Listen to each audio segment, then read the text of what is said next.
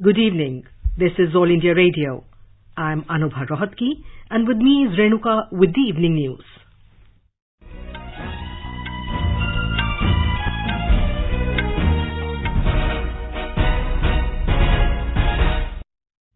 The headlines. All arrangements in place for third phase of assembly elections in Uttar Pradesh and single phase polling in Punjab tomorrow. Voting to be held in Uttar Pradesh from 7 a.m. to 6 p.m. and in Punjab from 8 a.m. to 6 p.m. Polling concludes for urban local body elections in Tamil Nadu. Prime Minister Narendra Modi inaugurates bio-CNG plant at Indore in Madhya Pradesh to give push to clean energy. Prime Minister meets Sikh Hindu delegation from Afghanistan in New Delhi, assures them of continuous support to resolve all issues. External Affairs Minister S. Jaishankar holds meetings with ministers from Europe and Asia on sidelines of Munich Security Conference in Germany.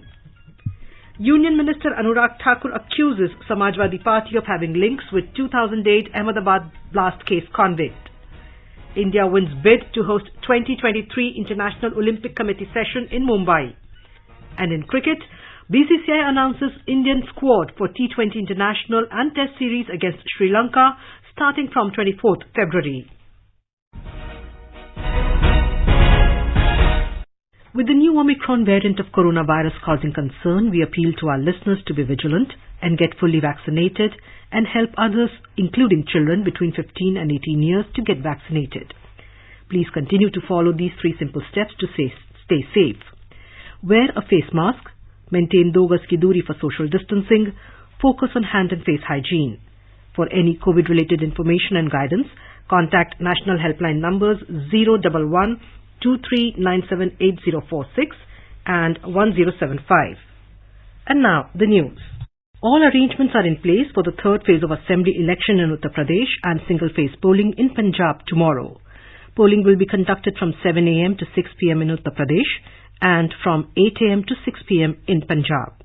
In Uttar Pradesh, 59 assembly constituencies spread across 16 districts will go to polls in the third phase.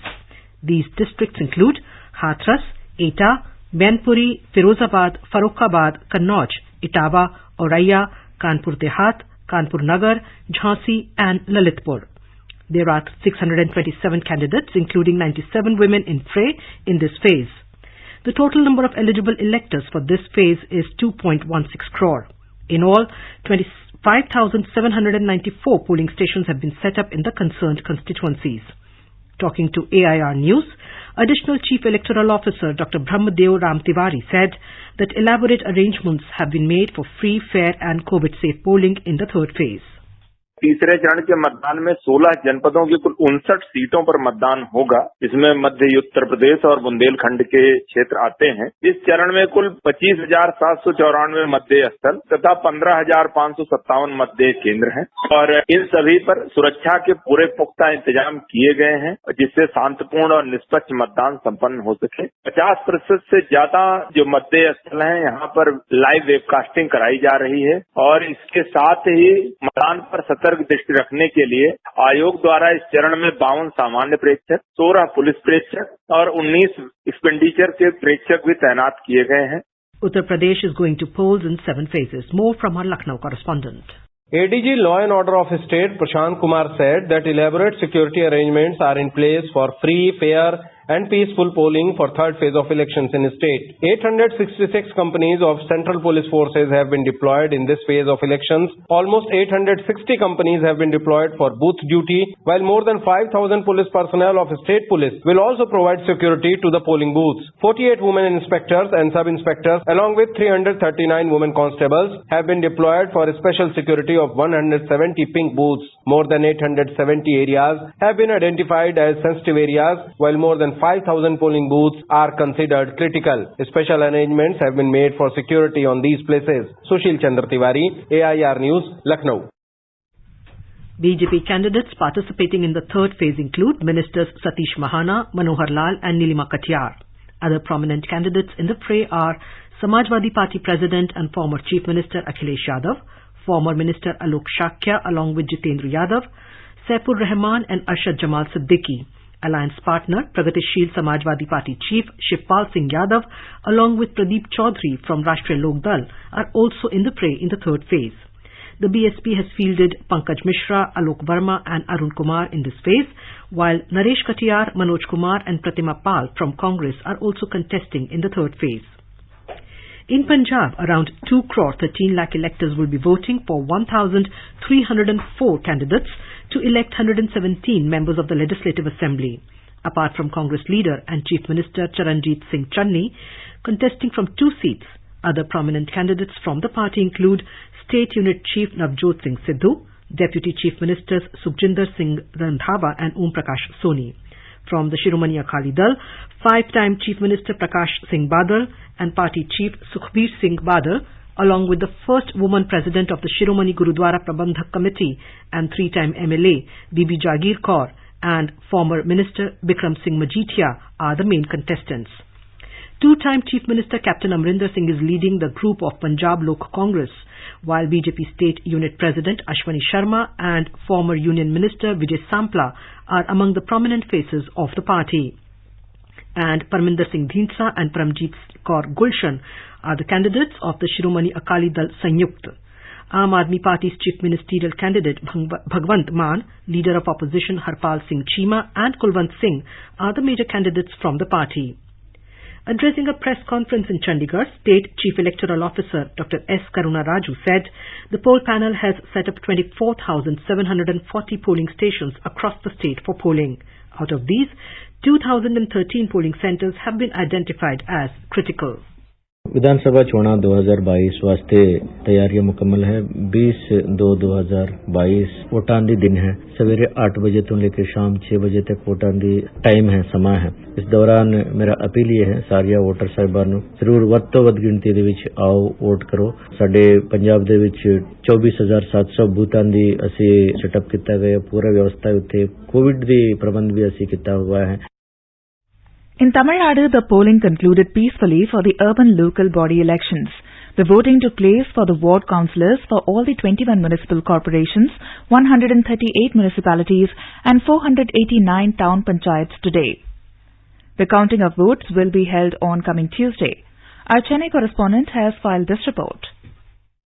After the incidents-free polling, barring very few exceptions, the attention of the poll officials have now turned to shifting the electronic voting machines deployed for today's election to the counting centres. There are 268 counting centres across the state where multi-tier security arrangements have been made to safeguard the EVMs. The political future of over 57,700 contestants are sealed in the machines, which will be revealed on the counting day on the 22nd.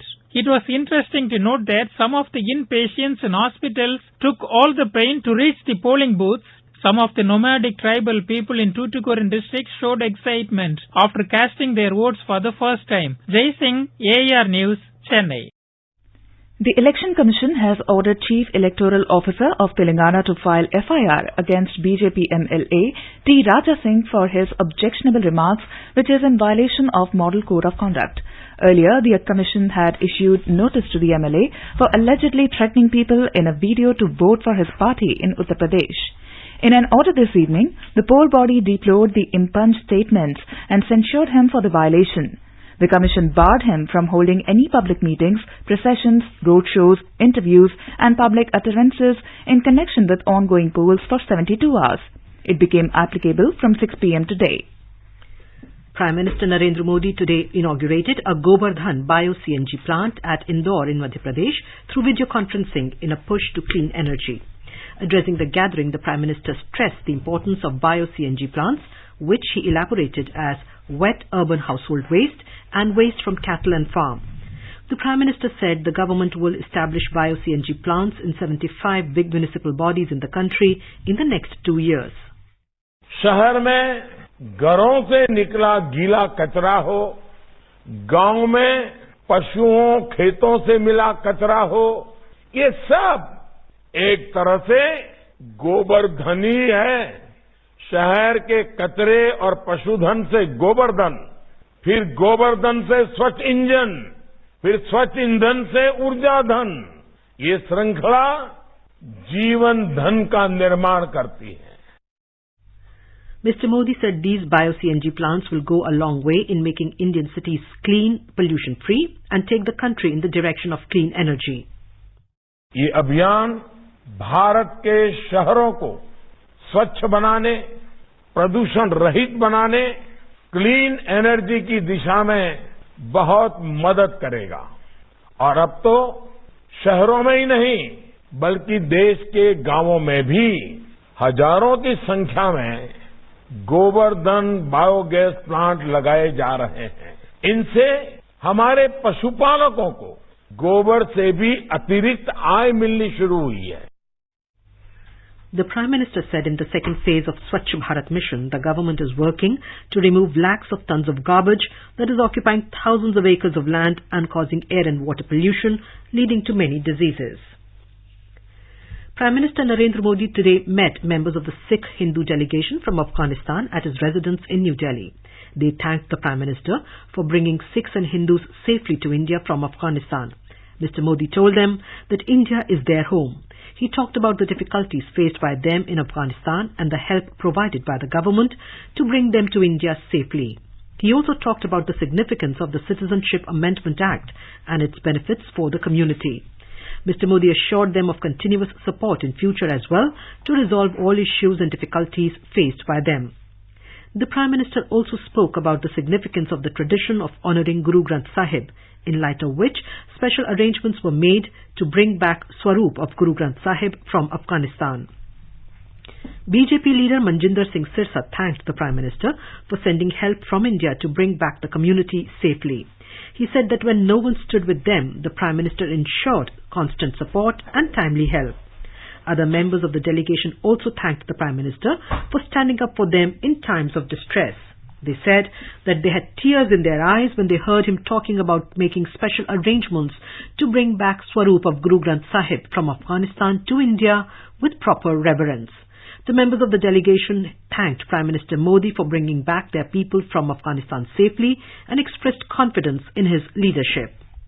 मैं तो कहता हूं जो दुनिया में कोई भी काम नामुमकिन हो, नरेंद्र मोदी जी हैं तो मुमकिन है। हम लोग समझते हैं कि मोदी साहब कैसे हैं और हमारे लिए कितने वो एक कारगर साबित हुए। जो काम कई दहाकों से नहीं हो रहा था वो श्री नरेंद्र मोदी जी ने करके दिखाया और हमको प्यार दिया, उस प्यार को हम नहीं भूल सकते हैं। मैं काबुल में काम कर रहा था, गुरुद्वारे में सेवा कर रहा था, मेरे को गुरुद्वारे से ले गया तालिबान ने। मैं बहुत खुश हूँ जब मैं जिंदा हूँ। ये हिंदुस्तान मेरे साथ जितना बोलो फिर भी कम है। खासकर मोदी जी मेरे साथ बहुत मदद की है। उन्होंने अफगानिस्तान से हमारे लोगों को जहाज भेज के मंगाया। गुरु ग्रंथ साहब के स्वरूप श्रीमद् भागवत गीता, रामायण, ऐसी पुरातन पुस्तकें जो 400-500 साल पुराने ऐतिहासिक धरोहर थे, वो चीजें सारी आई हैं। मोदी जी जो कहते हैं वो करते हैं। हमारी काफी प्रॉब्लम सॉल्व हुई, जैसे कि सीए का मसला था और कई एफआरओ में प्रॉब्लम थी, हमें आने जाने की प्रॉब्लम थी। ये सारी प्रॉब्लम अगर सॉल्व हुई है पिछले 25 साल से सॉल्व नहीं हुई। जब से ये बीजेपी गवर्नमेंट प्रधान जी श्री नरेंद्र मोदी जी आए हैं उस समय से हमारी काफी प्रॉब्लम सॉल्व हुई है। प्रधानमंत्री जी ने अफगान सिखों और हिंदुओं को मौत के मुंह से निकाला। जब वहाँ एयरपोर्ट बंद हो गए थे, इंडियन एयरफोर्स के जहाज गए, उनको खतरे के मोल से निकाला। उसकी जितनी भी सराहना की जाए थोड़ी है। अफगानिस्तान के हिंदू सिख के अलावा जो अफगानिस्तान की अदर जो मुस्लिम लोग भी हैं वो भी सब इनको इतना प्यार करते हैं जिसकी कोई हम बता नहीं सकते। और जो इनिशिएटिव लेते हैं वो एकदम कड़क लेते हैं, सख्त लेते हैं। सबके लिए, हिंदू सिख मुसलमान, सबके लिए सबका भला होता है इसमें। Continuing the special partnership with the Afghan people, India today delivered the 5th shipment of 2.5 tons of medical assistance and winter clothing to Afghanistan today. Prior to this, India had supplied 4 shipments of medical assistance consisting of vaccines and essential life-saving medicines to Afghanistan. Commerce and Industry Minister Piyush Goyal today said that the Comprehensive Economic Partnership Agreement CEPA between India and UAE will create a minimum 10 lakh jobs for the youth in the country. Addressing a press conference in Mumbai, Mr. Goyal said the agreement will help in making the country self-reliant and will also provide job opportunities to the youth of India in a big way. He said through this agreement, both the countries will do trade worth 7.5 lakh crore rupees for a period of next 5 years, adding that both the countries are also looking at aligning in the education sector. You are listening to the evening news on All India Radio. A reminder of the headlines before we move on. All arrangements in place for third phase of assembly elections in Uttar Pradesh and single phase polling in Punjab tomorrow. Voting to be held in Uttar Pradesh from 7 a.m. to 6 p.m. and in Punjab from 8 a.m. to 6 p.m. Polling concludes for urban local body elections in Tamil Nadu. Prime Minister Narendra Modi inaugurates bio-CNG plant at Indore in Madhya Pradesh to give push to clean energy. Prime Minister meets Sikh Hindu delegation from Afghanistan in New Delhi, assures them of continuous support to resolve all issues. External Affairs Minister S. Jaishankar holds meeting with ministers from Europe and Asia on sidelines of Munich Security Conference in Germany. Union Minister Anurag Thakur accuses Samajwadi Party of having links with 2008 Ahmedabad blast case convict. India wins bid to host 2023 International Olympic Committee session in Mumbai. And in cricket, BCCI announces the Indian squad for T20 International and Test Series against Sri Lanka starting from 24th of February. For quick news updates round the clock, follow us on Twitter at AIR News Alerts. अपने business को बढ़ाने के लिए लीजिए आकाशवाणी का सहयोग और दीजिए उसे बुलंदियों के पंख। आपका बिजनेस लोकल है या राष्ट्रीय, आकाशवाणी देती है उपभोक्ताओं तक पहुंचने का हर विकल्प। और अब तो आप घर, दफ्तर या दुकान पर बैठे बैठे कर सकते हैं आकाशवाणी के किसी भी केंद्र के लिए विज्ञापनों की बुकिंग। आकाशवाणी के विभिन्न चैनलों पर विज्ञापन देना सुलभ और सस्ता। बुकिंग है तो संपर्क करें 8700014242 पर। 8700014242। Welcome back to the evening news. External Affairs Minister Dr. S. Jaishankar held a series of one-to-one meetings with ministers from Europe, Asia and other parts of the world on the sidelines of the Munich Security Conference in Germany today. The External Affairs Minister held meetings with foreign ministers of Romania, Mongolia and Sweden and other delegates who are attending the conference. During a bilateral meeting with his Romanian counterpart, Bogdan Arescu, Dr. Jaishankar held discussions on issues of mobility, cyber, space, defense, disaster resilience and health. With Swedish Foreign Minister Ann Linde, the External Affairs Minister noted the progress in their bilateral cooperation and discussed respective national security challenges. Dr. Jaishankar and his Mongolian counterpart, Batsegseg Batmunk, discussed cooperation in various issues including energy, IT and coal sectors. The External Affairs Minister also met with members of the European Parliament and held discussions on transparency, reliable supply chains and the world order. Earlier in a meeting with Singapore Defence Minister Ang Eng Hen, Dr. Jaishankar discussed bilateral and ASEAN-related defence cooperation. In Jammu and Kashmir, one terrorist was killed in an encounter with security forces at Zianapora area of Shopian district. 2 army personnel were martyred in the gunfight. Srinagar-based Defence PRO Colonel Imran Musawi told AIR News that the encounter started in the wee hours today. Union Minister Anurag Thakur today accused Samajwadi Party of having links with 2008 Ahmedabad blast case convict. Addressing a press conference in Delhi, Mr. Thakur asked Samajwadi Party leader Akhilesh Yadav to break his silence on the matter. He said BJP has zero tolerance towards terrorism. आतंकवाद पर Bhajpa zero tolerance और Samajwadi party full संरक्षण। और एक के बाद आप दूसरा उदाहरण देखेंगे। अगर मैं अहमदाबाद सीरियल ब्लास्ट की बात करूं, लोगों की जानें गई, घायल हुए, लेकिन कनेक्शन तार सीधे जुड़े थे उत्तर प्रदेश में समाजवादी पार्टी के नेताओं के साथ, समाजवादी पार्टी के साथ। और इसलिए शायद पिछले कुछ दिनों में कोर्ट की जजमेंट आने के बाद भी समाजवादी पार्टी के नेता चुप हैं। ये चुप्पी एक बार फिर आतंकियों के संरक्षण की ओर उंगली उठाती है समाजवादी पार्टी की ओर। BJP had earlier welcomed the judgment of a special designated court which awarded death penalty to 38 convicts in 2008 Ahmedabad serial bomb blast case. India's COVID-19 vaccination coverage has crossed 175.33 lakh today. The Health Ministry said more than 27,47,000 vaccine doses were administered today. The Union Health Ministry said a total of 22,270 new cases were reported during the last 24 hours. In view of the declining number of COVID infection cases, the Uttar Pradesh government has decided to lift the night curfew prevailing in the state. The government has released an order regarding this, which comes into effect from tonight. And now let us listen to our special program, Azadi Ka Safar, highlighting the importance of the day during the freedom struggle. आजादी का Amrit Mahotsav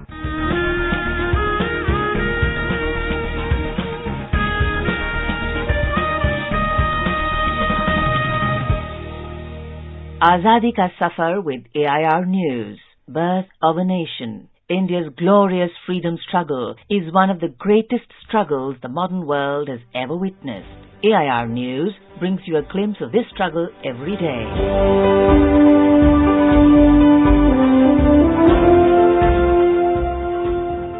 Today, we remember the eminent nationalist leader, Gopal Krishna Gokhale, who died on the 19th of February, 1915. Born on the 9th of May 1866 in Maharashtra, Gokhale graduated from Elphinstone College in 1884. In addition to learning English, he was exposed to Western political thought and became a great admirer of theorists such as John Stuart Mill and Edmund Burke. Gokhale was deeply influenced by the social works of Justice Mahadev Govind Ranade.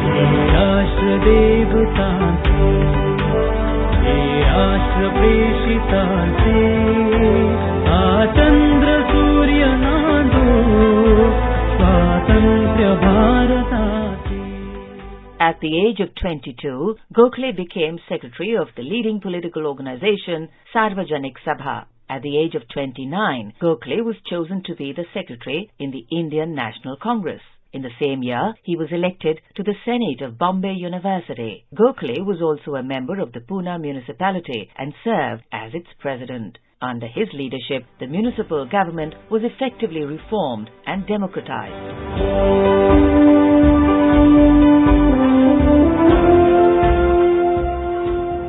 In 1899, he was elected to the Bombay Legislative Council and played a prominent role until his election to the Imperial Legislative Council in 1902. In the Imperial Legislative Council, his command over subjects marked him as the most distinguished member of the council. The year 1905 saw Gokhale at the apex of his political career. He was elected president of the Indian National Congress and he founded the Servants of India Society, which was dedicated to the advancement of the nation's welfare. He was also sent by the Congress on a special mission to England to promote India's constitutional demands before the British government. While in England, Gokhale had several important interviews with the Secretary of State for India, John Morley.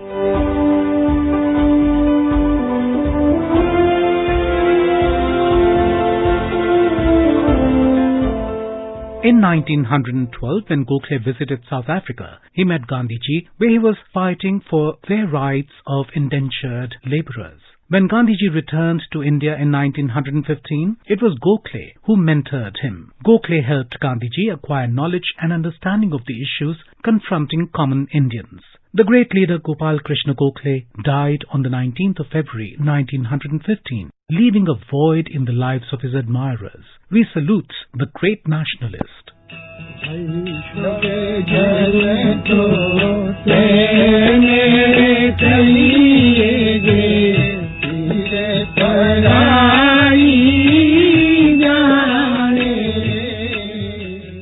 We also remember Gandhian thinker and activist Dharampal, who was born on the 19th of February 1922 in Muzaffarnagar. From his childhood, Dharampal was deeply inspired by Mahatma Gandhi. Responding to Gandhiji's call for individual satyagraha in 1940, he joined the freedom struggle. In 1942, he left his graduation and became actively involved in the Quit India movement. He also worked with Gandhiji's disciple Mirabai.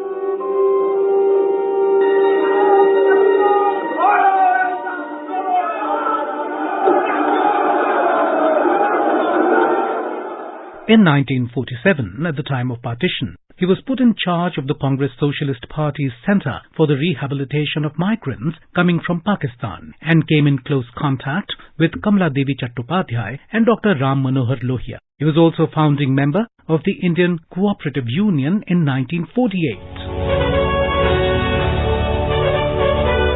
From 1966, Dharampal devoted himself to an exploration of the Indian archives spread over the British Isles. In this period, he published several books on the nature and functioning of pre-British Indian society. Some of his seminal works include Civil Disobedience and Indian Tradition and The Beautiful Tree, Indigenous Indian Education in the 18th Century. His research has revolutionized the understanding of Indian culture, scientific and technological achievements on the eve of the British conquest. Collections of his writings have been published by the Publications Division of the Government of India. Dharampal was closely associated with Gandhiji's Sevagram Ashram at Wardha, which he considered his main abode until he passed away there on the 24th of October 2006. AIR News pays tribute to the noble soul. That brings us to the end of this episode of Azadi Ka Safar with AIR News. See you in the next episode tomorrow.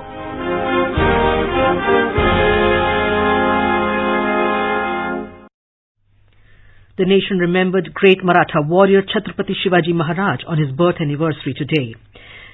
Vice President M. Venkaiah Naidu and Prime Minister Narendra Modi paid tribute to legendary Maratha king on the occasion. President Ramnath Kovind arrived at Puri in Odisha today on a 2-day visit to the state. After his arrival in Puri, the President visited the world-famous Sri Jagannath temple to offer prayers to the deities. Chief Justice of India, Justice N.V. Ramana, along with other Supreme Court judges, visited the Mughal gardens of Rashtrapati Bhavan today. President Ramnath Kovind had extended a special invitation to the judges of Supreme Court. During the visit, Chief Justice N.V. Ramana and other judges met the President at the Rashtrapati Bhavan. India will host an International Olympic Committee IOC session in 2023 in Mumbai, 40 years after the country last hosted the session. At the 139th IOC session held at Beijing in China today, the Assembly unanimously voted in India's favour to host the next session. India last hosted an IOC session in 1983 in New Delhi.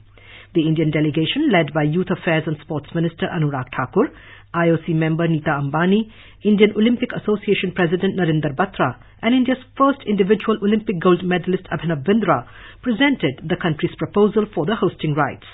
Prime Minister Narendra Modi has expressed happiness that India has been chosen to host the 2023 International Olympic Committee session. In a tweet, Mr. Modi expressed confidence that it will be a memorable IOC session and will lead to positive outcomes for world sports. The sports minister termed it as historic and added that Indian sport has made giant strides in recent years. The BCCI today announced India's T20 international and test squads for its home series against Sri Lanka starting from the 24th of this month. Rohit Sharma will lead the side in both formats, while Jasprit Bumrah has been named his deputy. Senior India test batsmen Cheteshwar Pujara and Ajinkya Rahane have been dropped from the squad after recurring poor form. Virat Kohli and Rishabh Pant have been rested for the T20 international leg, while Shardul Thakur has been given a break from the entire series. Now let us take a look at the weather forecast for tomorrow. The national capital Delhi is likely to have strong surface winds during daytime. Mumbai will have fog in the morning and partly cloudy sky later. Chennai is likely to have partly cloudy sky. Jammu and Srinagar will have mainly clear sky. Leh and Gilgit are likely to have partly cloudy sky. Muzaffarabad will have mainly clear sky, becoming partly cloudy towards evening or night. Hyderabad will have fog in the morning and partly cloudy sky later. Guwahati, Shillong, Aizawl and Itanagar will have generally cloudy sky with light rain. Imphal, Kohima and Agartala will have generally cloudy sky with 1 or 2 spells of rain or thunder showers, and Gangtok will have thunderstorm with rain. And now, before we end the bulletin, the headlines once again. All arrangements in place for third phase of assembly elections in Uttar Pradesh and single phase polling in Punjab tomorrow. Voting to be held in Uttar Pradesh from 7 a.m. to 6 p.m. and in Punjab from 8 a.m. to 6 p.m. Polling concludes for urban local body elections in Tamil Nadu. Prime Minister Narendra Modi inaugurates bio-CNG plant at Indore in Madhya Pradesh to give push to clean energy. Prime Minister meets Sikh Hindu delegation from Afghanistan in New Delhi, assures them of continuous support to resolve all issues. External Affairs Minister S. Jaishankar holds meetings with ministers from Europe and Asia on sidelines of Munich Security Conference in Germany. Union Minister Anurag Thakur accuses Samajwadi Party of having links with 2008 Ahmedabad blast case convict. India wins bid to host 2023 International Olympic Committee session in Mumbai. And in cricket, BCCI announces Indian squad for T20 International and Test Series against Sri Lanka starting from 24th February. For details of these stories and more, log on to our website www.newsonair.gov.in. And with that, we end the evening news. Good night.